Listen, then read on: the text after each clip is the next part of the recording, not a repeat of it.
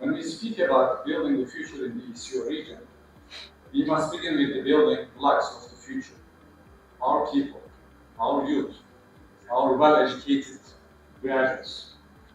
The strength of a region lies not only in its resources or markets, but in its human capital. The skills, knowledge, and aspirations of its people. In the ECO region, which spans 10 countries from Central to the South and West Asia, 60% of the population is under the age of 30. This is a big asset and challenge also. That makes us one of the youngest regional blocks in the world. We are rich in youth, talent, and ambition, but we are ready to unlock their full potential in this age of full-scale technology revolution and global uncertainty. We have some questions there. How do we equip this generation not only for the jobs of tomorrow, but for the uncertainties of tomorrow? In the past 2 decades, ECO countries have sent nearly 500,000 students abroad. This surge in outbound mobility reflects aspiration, but also exposes a vulnerability. Without balanced regional options, we risk brain drain, growing inequality in access, and dependence on external education systems that may not always serve our development goals. Meanwhile, the future of education is being rewritten, not in decades, but in real time. Artificial intelligence is transforming how we teach, learn, assess, and credential knowledge. This is an opportunity to leap forward, but only if we act collectively and wisely. For instance, artificial intelligence can democratize access to knowledge and personalized learning like never before. But it can also amplify existing divides, displace jobs faster than we can retrain our incoming generations for it, and render traditional curricula obsolete.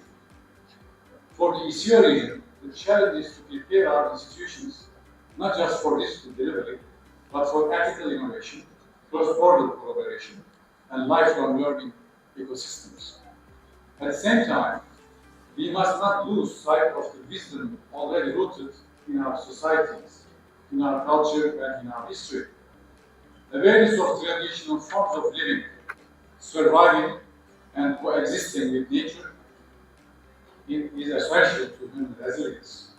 In an age of fast consumption and fragile supply chains, our young people must also learn to value self-reliance, manual dexterity, and respect for natural systems as part of their education and identity. Dear friends, therefore, even as we look ahead, we must also look inward. Human capital is not only developed in classrooms and laboratories. It is shaped by how we live, work, and remember. It is also shaped how we interact with each other. Across the ECO region, people still hold skills that have allowed communities to endure for centuries. These are not obsolete habits, they are survival literacies. We cannot train our students to become globally mobile, but locally helpless. We must think beyond short-term fixes. We must build a regional education infrastructure that keeps our talent within reach, not in retreat. That means strengthening ECO university networks, scaling regional mobility schemes, investing in AI-ready educators, and ensuring that no student is excluded because of language, geography, or income. We also need to recover the kind of embodied intergenerational knowledge that cannot be automated.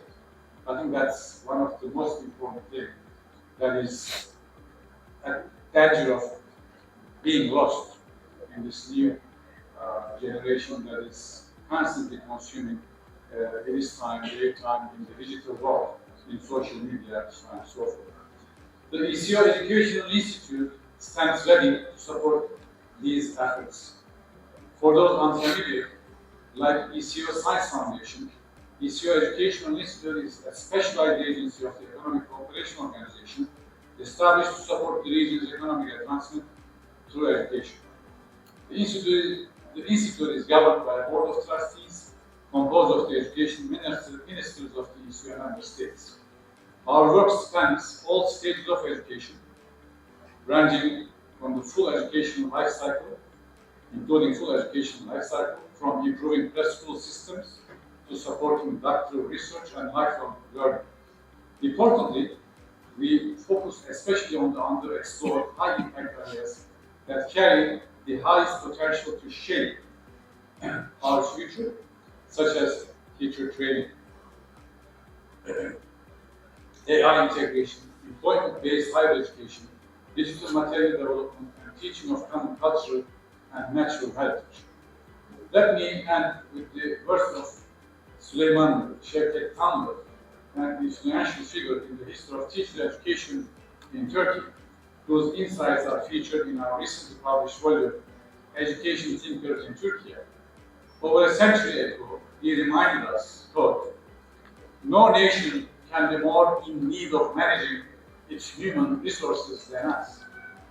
They wouldn't consent to wasting even a chip of gold in the mints, in the banks. All hell breaks loose for a difference of a cent. We need to ensure that the minds of our children are valued the same. We have no right to neglect or waste anyone, whether younger, older, male or female. Schools have to nurture children's talents with the same precision and care that banks give to every cent." End quote. This is the standard we must hold ourselves to, not just in policy or planning, but in the care we take to educate, include and empower every individual in our region. Thank you very much. Thank you, Professor KİREÇCİ, for such insightful comments, suggesting us to look inward as well as forward.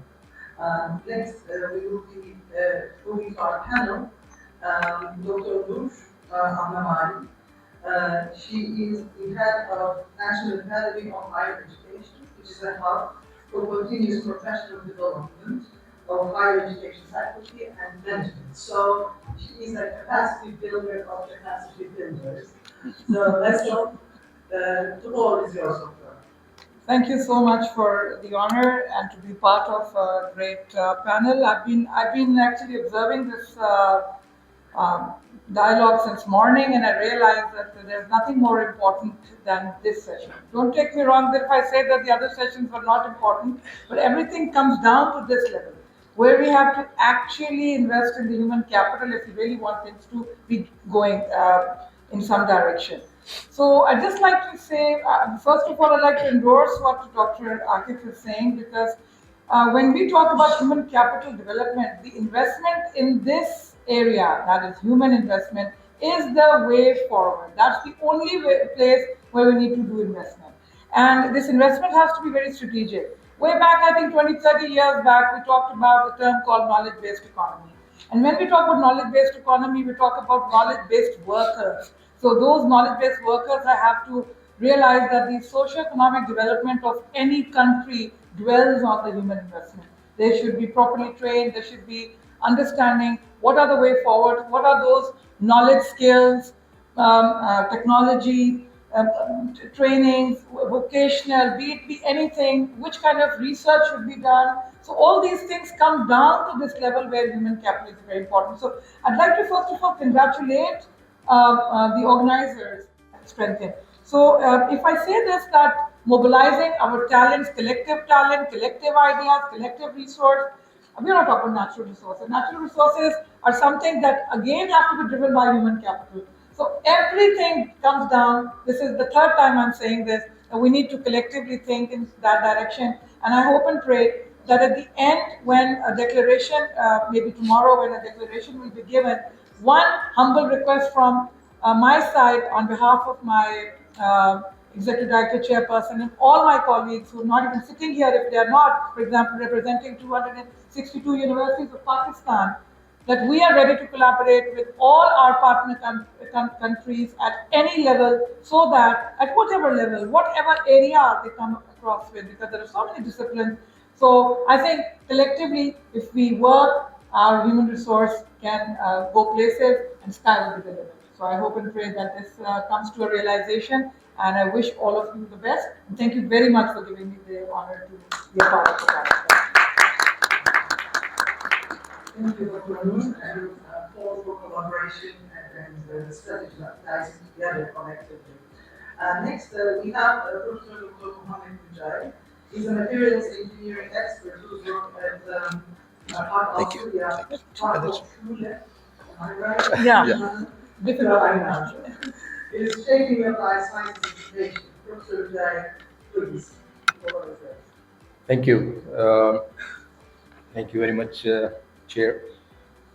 I think we have already listened to the opinion about the education, the importance of education. So I will not go into the importance of education, but actually try to touch upon a really required things that are needed within education that we must emphasize, that we must start to realize. And the university I come from, that I work currently in, it's basically a very new concept in the sense that we are trying to implement it in our country. We have brought it from Europe. It's called a Fachhochschule. It's a completely different model that we have been in the existing universities that we have. It's based on skill augmented professional degree programs. And that's what I would like to emphasize, that in most of the existing institutions that we have in our country and in many places globally as well, the skill part is either lacking or a lot of it is missing, which is actually what is required once the students graduate. When the students graduate, they will go into either looking for a job in industry or an organization, or they go for higher studies, or they may even go and try to find a business. They may have some ideas for starting a business. So all these directions and aspects, they need skills. So are we actually getting them ready for those skills or not? So this was the idea behind setting up a completely new institution where we could emphasize on that.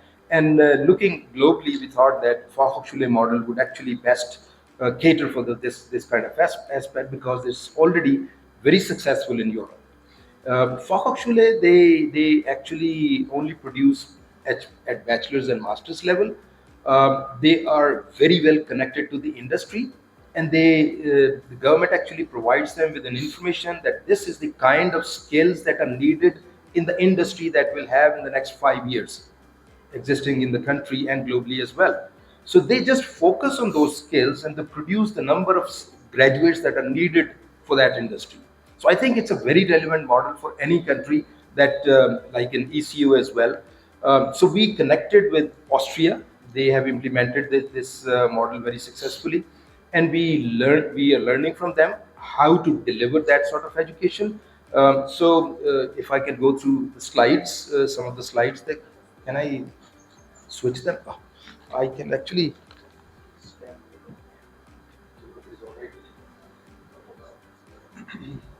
Yeah.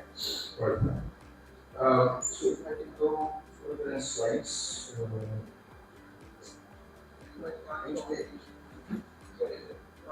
It's working. It's working. It's working. Okay, yeah, it's working.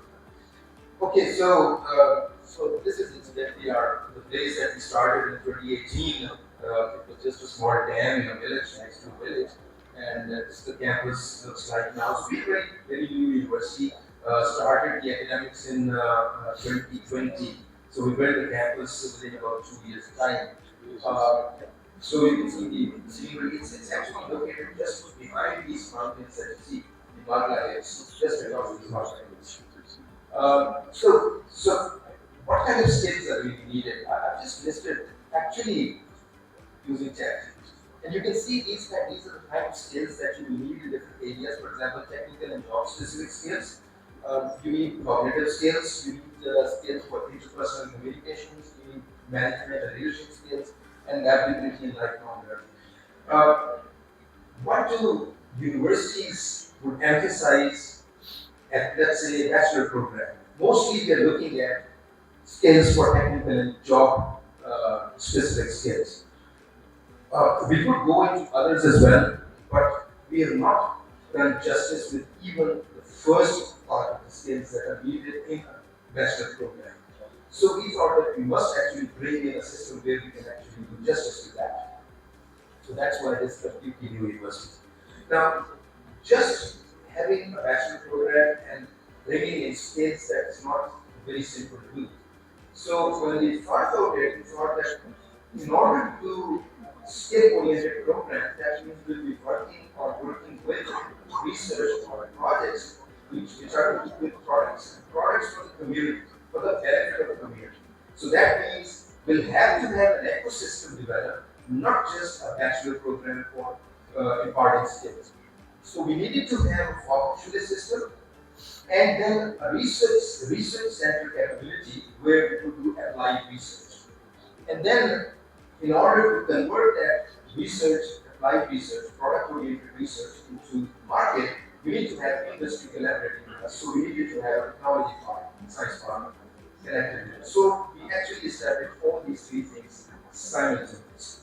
So we now have created an ecosystem within about 4 years' time that we have everything available, skill-oriented bachelor, master's programs, and then we also have PhD with applied research in the research centers, and then we have technology part where we have companies who are even in production, not just rental offices, but they are producing things as well. We are actually trying to convert it into a cluster of high-tech manufacturing, and then we have startups and incubators as well. So it's a complete ecosystem that we've been able to develop within our research.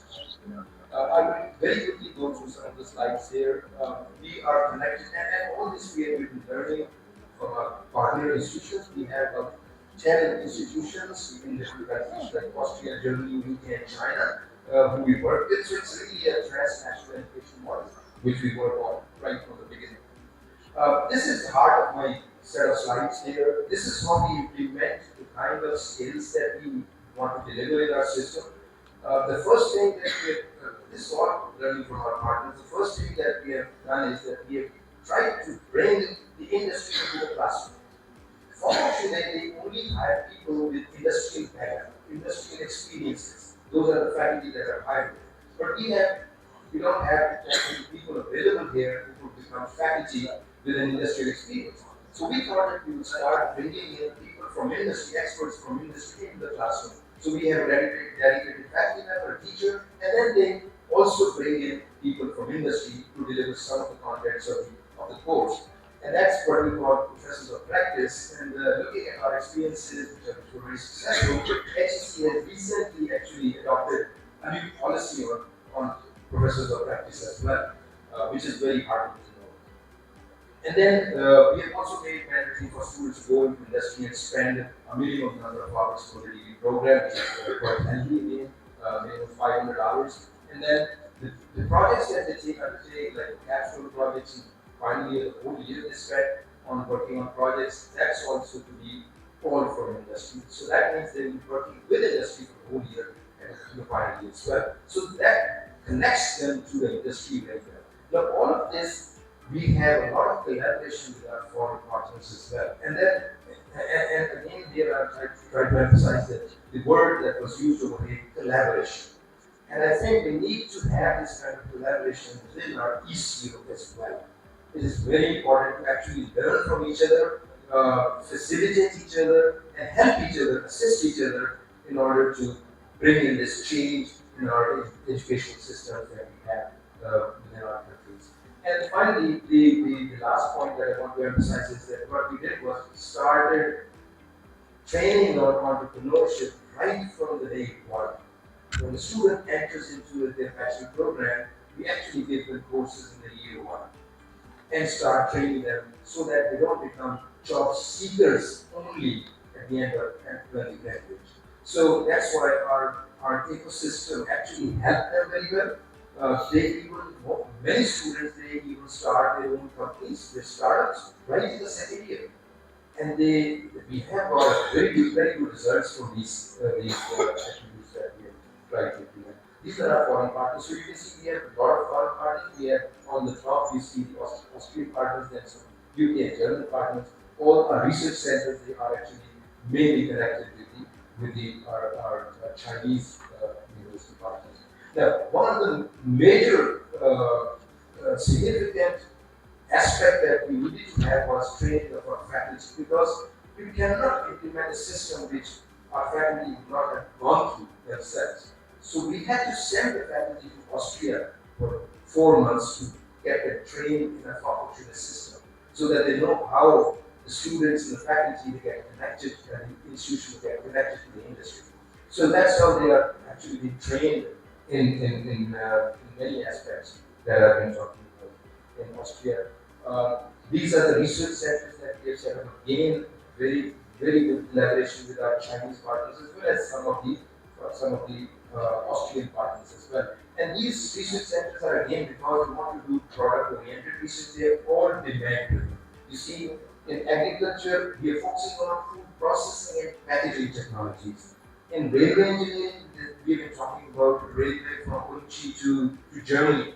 Under the Belt and Road and China-Pakistan Economic Corridor, we've been talking about railway, ML1 as well. This program is actually, this center is actually connected with Pakistan Railways. We offer programs in railway systems engineering. So this is the first time in Pakistan that we have a focus on railways to produce HR and research, applied research for railway systems. Again, mineral resource engineering. So again, demand-driven processing technologies for mineral resources. And artificial intelligence, I don't have to actually go into the details of that. It's every. Just to show you that within our collaboration, we started with the first batch of 150 students, and 3 of those students were able to go to Austria for a semester. Last year, we sent more than 50 students, and they are all funded by Austria, Germany, and China.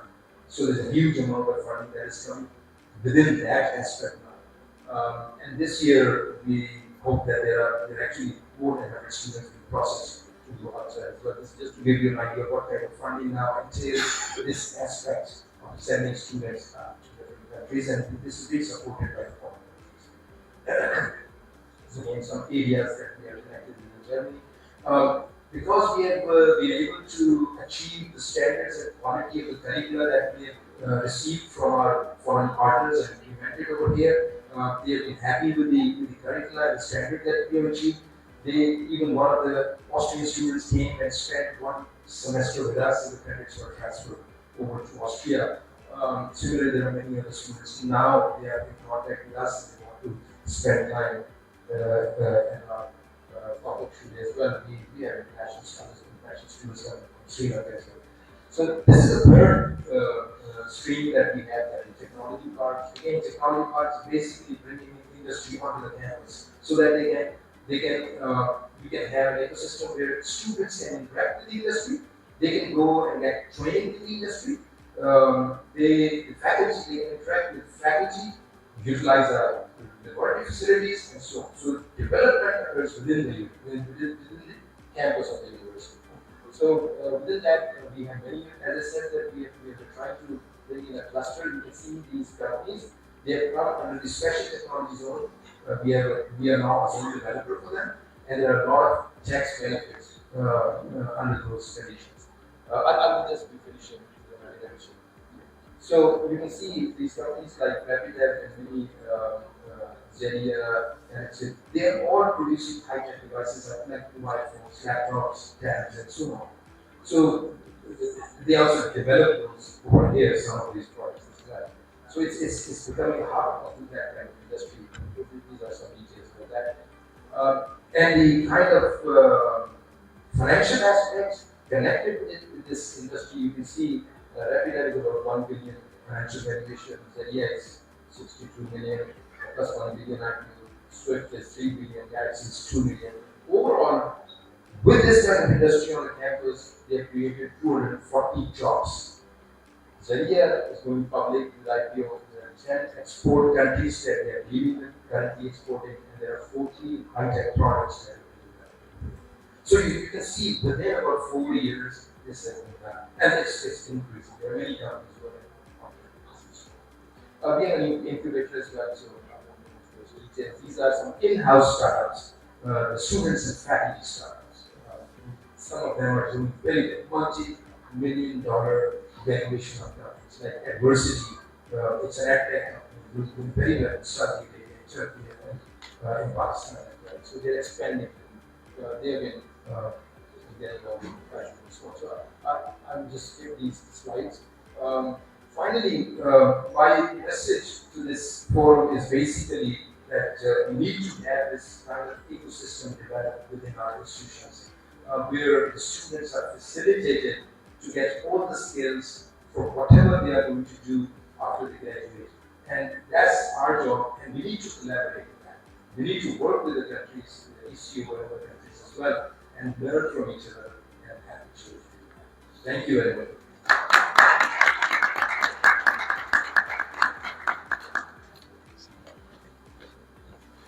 Thank you, Professor Mujahid. It is indeed an interesting model, which reminded me of what models in Iran University licenses. And also, we have a model in Türkiye, Austin Technical University, which is born out of industrial zone. So, maybe we can talk about this a bit. Yeah, thank you. Let's move on to Professor Dr. Osman Hasan, whose contributions to research and internationalization at National University of Science and Technology have absorbed international recognition. Professor Hasan, please, for this go. I'll just. So thank you very much for the introduction. Assalamu alaikum and a very good afternoon to everybody. So this talk is going to be organized into 3 main sessions. I'm going to be talking about human capital development and why this has become a very important aspect in this era. Then I'm going to be talking about some of the NAHE strategies that we are using for human capital development. And finally, I'm going to be drawing some conclusions very quickly. Now we all know that the main role of a university is to develop our human capital, and this human capital actually is going to contribute towards the development of the organizations, which leads to economic development of the country. Now there are 2 main things that I would like to focus upon in the first part of my presentation. How are the humans evolving, and how is the organization or industry evolving in the past few years? Coming to the human evolvement, this is a very interesting slide. I think in this room we would have people who would belong to the 2nd, 3rd, and 4th part, mostly. As you can see, as the humans have evolved in the past century or so, our learning styles have evolved. Moreover, our leadership style has evolved, and finally, the way that we get mentorship has evolved. So it is very interesting to see that we used to be very formal in our learning style, but nowadays the new generations are very multimodal. Moreover, the Gen Alpha is going to be learning virtually. Similarly, if you look at our leadership style, it was more controlling in the beginning, but nowadays it's getting more and more, empowering and inspiring. Finally, if I talk about mentorship, you can see that we used to learn from officials, experts, but nowadays it's more through forums, social media, and through chatbots and LLMs. So this has led to, if you look at Gen Alpha and Gen Z as well, to some extent, they're very different from the people who are sitting in this room right now. As you can see, they're true digital natives. They are more accustomed to visual and interactive learning style. They're environmentally more conscious. They're more community oriented. They want a collaborative way of working. They have very short attention spans. We are, more into looking social media and searching the videos very quickly in a few seconds. They are also more well-being aware than the people who are sitting in this room right now. So this is the youth that we are interacting with these days. Now, looking at this youth, now we go to the second section, that how the organizations have evolved. So I will show a slide that shows the industrial revolution. As you can see, we started off with more mechanical things, but now it's getting more and more digital and computerized. And the best thing that you can notice is that we're becoming more productive and things are becoming more complex in the industry. So nowadays, it's more about mobile, cloud, smart connected devices, cyber physical systems, and whatnot. So this is what the organizations are, and I got this data from the internet. And as you can see, the future of work is also evolving very fast. Now we want to integrate AI into everything. In every organization, there is a push to integrate AI. It's more and more digital in terms of onboarding, adoption. You want to go for hybrid working styles. The careers have become more dynamic. You want to have a great user experience, a great customer experience. There is more talk about flexibility and inclusivity than our times. So now coming to what are the employers looking for? Because actually the human capital is going to be used for these employers, and they are actually looking for communication skills, the attention to detail. They are into teamwork, emotional intelligence is top of the town nowadays. Critical thinking, leadership is again a big trait that you want in your employees to have. You want them to be motivated, you want them to be more flexible and adaptable. On the other hand, the youth is such that we are always on the phone. Even in this room, I can see so many people on the phone, which is fine, that's how we are. So you see, this is against what the employees want. So how do we fill this gap? There is a huge gap that is being created, and it is the responsibility of the university to actually fill that gap. And that's where the human capital development actually comes into place. I also want to show a very quick, very interesting statistic. People, why they were denied jobs. You see, more than 50% is not related to the skill set. It's more on the lines of lack of proper etiquette, understanding of the organization, communication skills. Some part you don't qualify, which may be dealt with the subject matter, some percentage for the technical ability and some other reasons. But again, the major chunk is coming from the communication skills, etiquette, and other organizational behaviors. So the whole idea is that a university needs to fill this gap. And in my opinion, in this era of very complex, interconnected world, we need to come up with a curriculum class, which is not the standard traditional curriculum that we've been teaching to our students. And in my opinion, I would propose that we need to have 7 main things integrated into the curriculums. The first thing is definitely digital. So we need to make sure that we make our students digital savvy. They come from social sciences, medical programs, they need to be savvy digitally speaking. They need to be equipped for the emerging industry. Secondly, it has to be somehow interdisciplinary. You cannot make an expert in one domain who doesn't know what social sciences are, what medicine is, because you want them to be able to problem solve for versatile problems. And that's how every problem in the world has become. Thirdly speaking, they have to be aware of global trends and civic responsibility. Nowadays, there will be very few companies who do not work internationally. The space has now increased so much. So everybody has clients who are far from their own borders. We have to prepare our students in such a manner. Again, we want our graduates to create jobs instead of just look for jobs. And for that, we need to prepare them with entrepreneurship and so many other skills. Number 5, I would have to put climate change and environmental awareness, because these days employers are taking initiatives that are more environmentally friendly, and they are making those decisions. So your graduates need to be equipped with such skills. Number 6 is the field experience, which is very important again. I mean, these days nobody can get a job if they don't have any practical experience, but your graduates need to have that experience while they're studying at your university. And number 7, the last one but not the least one, they need to have leadership skills as well as their soft skill development has to be a big part of their guidance. Now, how do we do it at NAHE? This is the second part of my presentation. I just quickly skimmed through that just so that you know what what measures are we taking at NAHE, which is a very relatively new university, about over 30 years of age. But we are one of the best universities in the technical domain. Now, before I go to the main steps that we are taking, the first step is the faculty development. We need to instill that mindset change in our faculty. I mean, if you do not tell the faculty how to do it, how would they do their students in that regard? So that is why we established a teaching and learning center at our university. The main role of the teaching and learning center is to develop the faculty in teaching, in their professional growth, as well as in their personal growth. And the main idea is just to bring this community together so that they learn together, they cherish their achievements, and they talk about the innovative things that are happening in the world and how to improvise and improve their teaching skills. Now, coming to the initiatives that we are taking, so we are a technical university, so digital skills has been an easy thing for us. We are offering so many computing programs. We have integrated computing curriculum in most of our programs.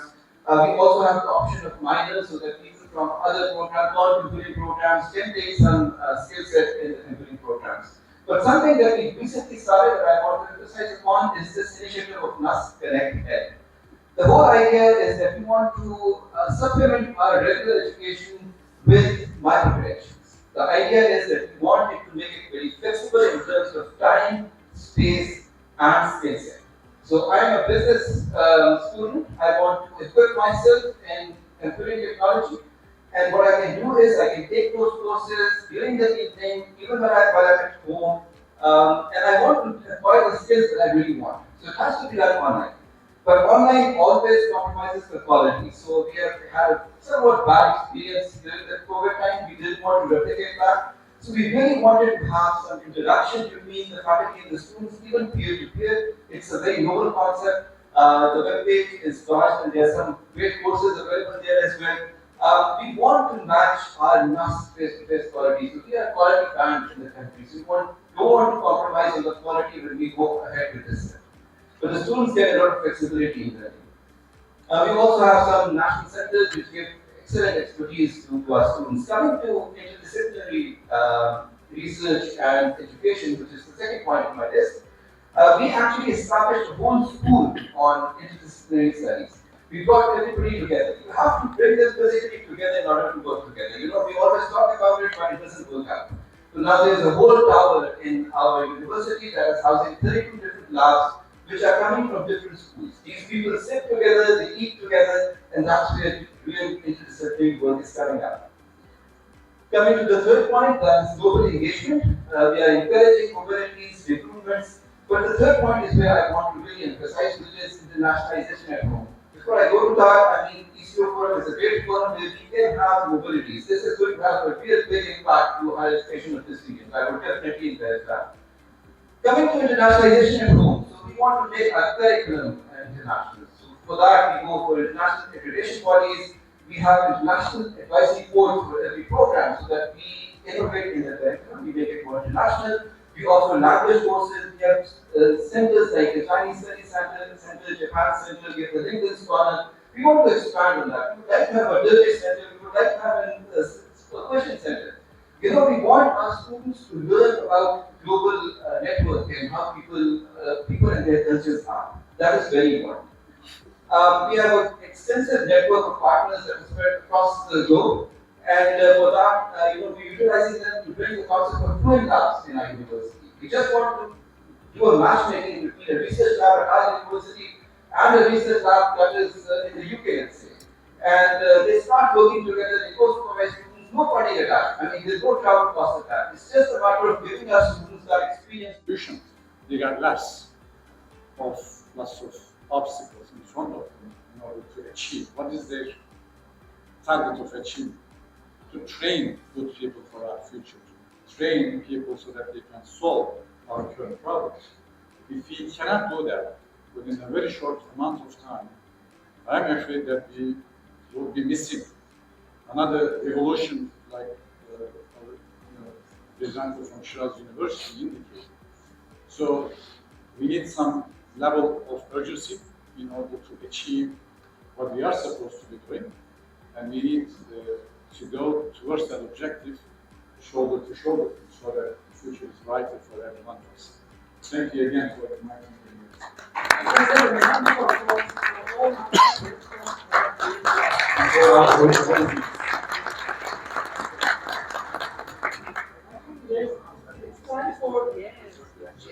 It's time for yeah, it's time for the present.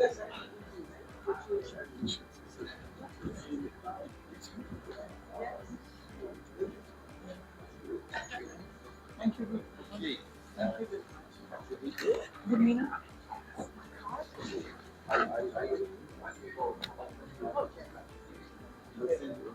Yes. Thank you, Professor KİREÇCİ, Education System, for leading this panel and co-hosting with us. It's a great honor to invite Dr. Jalpay, Executive Director, Education Commission, to come on stage along with President ECOSF, Professor Saif Malik, to come on stage. Sure, please, sir.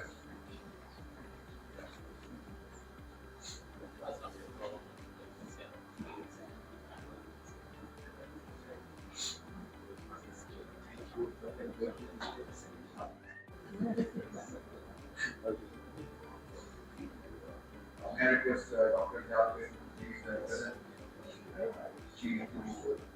Professor KİREÇCİ, our keynote speaker, and also the partner for hosting this session together on human capital development. Can you bring the sheet, please? What are you looking for?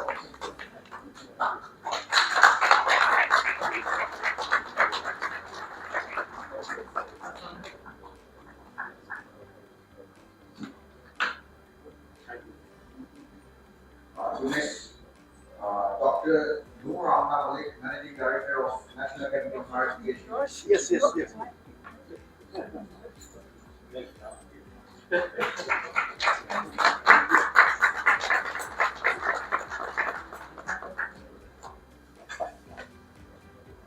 Professor Dr. Mohammed Mujahid, Director of Austria for Functional Institute of Applied Sciences.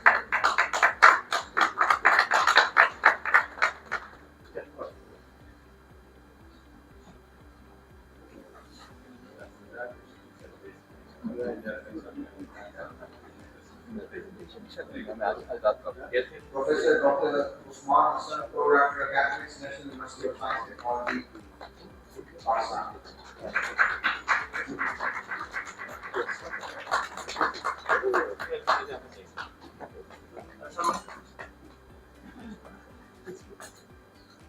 Professor Syed Ali Akbar Sapati,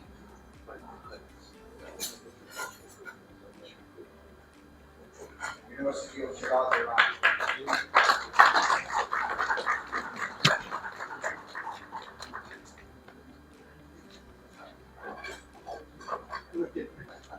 Ms. Gulmina Bilal, Chairperson, National Education Technical Training Commission.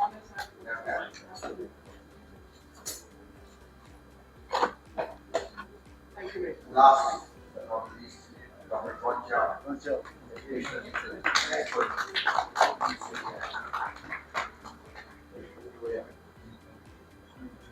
Sheet.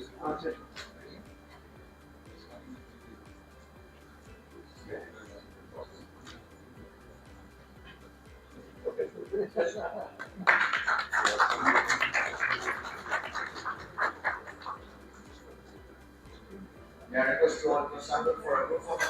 Thank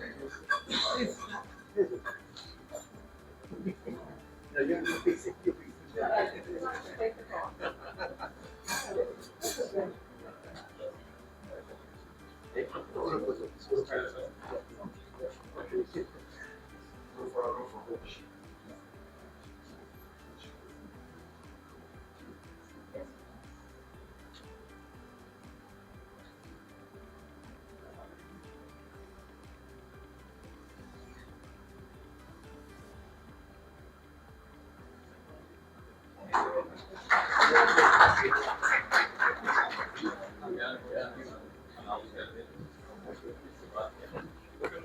ज्यादा है फिर chairman वाले action नहीं हुआ करता आपकी मुलाकात में ये व्हाट्सएप